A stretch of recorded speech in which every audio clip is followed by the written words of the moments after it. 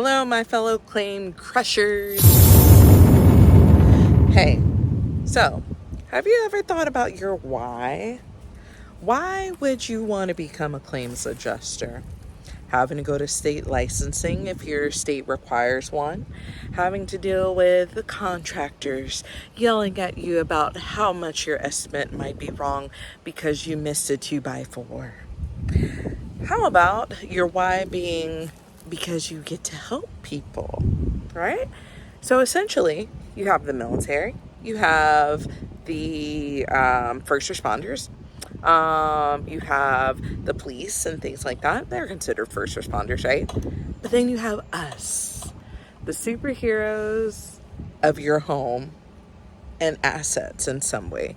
Your insurable interest. What insurable interest is what we insure and what you have value in, being your home, which is your main dwelling, a shed, which would be a coverage B or a other structure, even down to your personal property.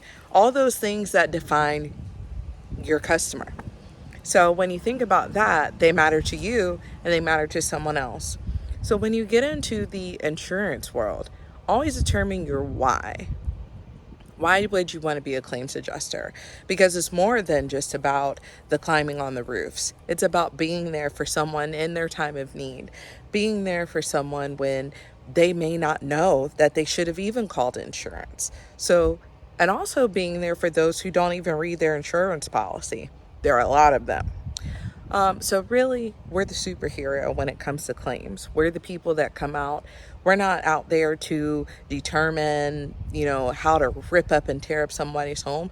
No, our main job is to go out there, assess the claim damages according to their policy or according to the state guidelines or even the Department of Insurance, and identify how can we do our best to indemnify, get them back to indemnity from that loss that has occurred.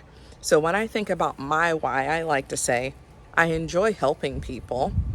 I enjoy the aspects of cause and effect, determining, the outcome of how to get this back to how it was. And in some cases, I might even pretend that it's my grandma. How would I want my grandma's house to look after a loss? Do I want it to look like in shambles? Do I want it to? No. I want my grandma's house to be put back as close as possible as it was before her loss. So I want to just, take the time just to do a video today. And that's primarily what this one was just about identify your why before you start the licensing process. Before you choose to jump into claims, don't get into it and get daunted, because it is a role that can, or a career path that can lead to becoming monotonous and having to show and express empathy, but you got to pull that out of you.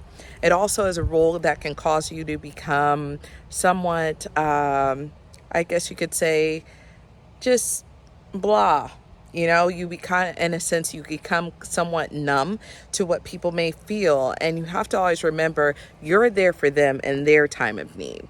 So they need you to pull forth your knowledge and your skill set best. So that way that contractor doesn't come in and try to give them a full roof replacement and have them pay the difference when they may not even need that. That might not even be what they actually need. Or tear up their whole entire house from a water loss, from just some water that has coming down from underneath the toilet. And then a contractor or plumber wants to do their whole entire plumbing line. Would you want your home ripped up?